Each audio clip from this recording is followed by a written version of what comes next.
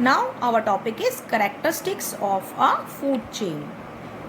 First characteristic is flow of energy is unidirectional. In a food chain, the flow of energy is unidirectional. It means the energy flows in one direction only. Why is it so? The energy that is captured by autotrophs, that is producers, does not revert back to the solar input, that is sun. It means, students, the energy which is captured by plants does not go backward to the sun, and the energy which passes to the herbivores does not come back to the autotrophs, does not come back to the plants. As it moves progressively through various trophic levels, it is no longer available to the previous level. Understood? Because the energy is moving towards next level. It will not be available to the previous level. Now next characteristic is loss of energy at each trophic level of a food chain. Student, there is a loss of energy at each trophic level. In the earlier topic, when we were studying about transfer of energy in a food chain, we studied at each trophic level there is release of unutilized energy in the form of heat, in the form of community heat.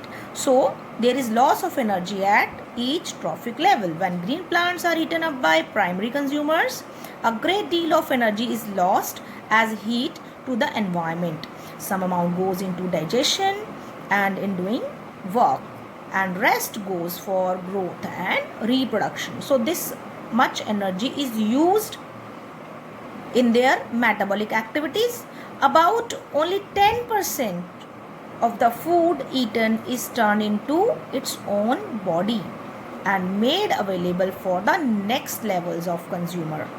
About 90% of energy is going waste. It is not available for the next trophic level. Next, our topic is 10% law. Lindemann gave a law in 1942. That law is known as 10% law. According to this law, only 10% of the energy entering a particular trophic level in a food chain is available for the transfer to the next trophic level. Students, only 10% of the energy is available for the next trophic level.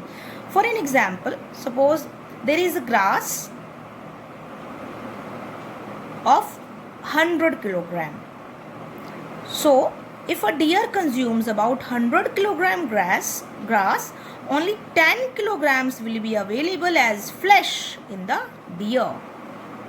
Again, 10% of the 10 kilogram of deer flesh, that is 1 kilogram, will be available as flesh in loin. So, the food available for loin is only 1 kilogram from 100 kilogram of grass. Next characteristic is number of trophic level in a food chain should be limited.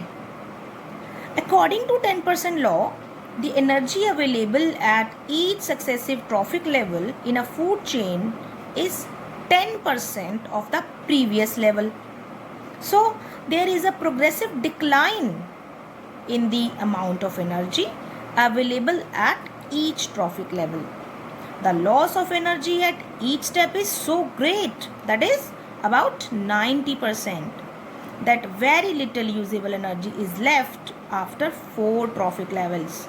That is why the amount of energy available for the last trophic level is very less. So, the number of trophic levels in a food chain is generally 3 or 4. Understood? Now, next characteristic is number of individuals decreases as we move forward in a food chain. Look at this diagram of trophic levels. There are generally greater number of individuals at lower trophic level. that is producer level, there is maximum number of individuals. As we move upward, the number of organisms gradually decrease. Why is that so? Because only 10% of the energy is available to the next trophic level. So consequently, these herbivores, if these herbivores have 10 kilogram energy, then only this deer will transfer only 10 kilogram of energy to the lion. It cannot feed more lions with 10 kilogram energy. So as we move forward in a food chain, the number of individual decreases. Our last topic, last characteristic but very important, is biomagnification.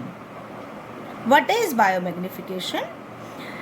The increase in the amount of harmful chemicals like pesticides at each successive trophic level in a food chain is known as biomagnification. Students, when pesticides are used to protect crops from pests, a large amount of them is washed down into the soil or to the water bodies. From the soil, they are absorbed by the plants. When herbivores eat these plants, these chemicals enter their bodies. When carnivores eat these herbivores, these chemicals are transferred to their bodies. These chemicals are non-biodegradable and they get accumulated in their bodies progressively at each trophic level.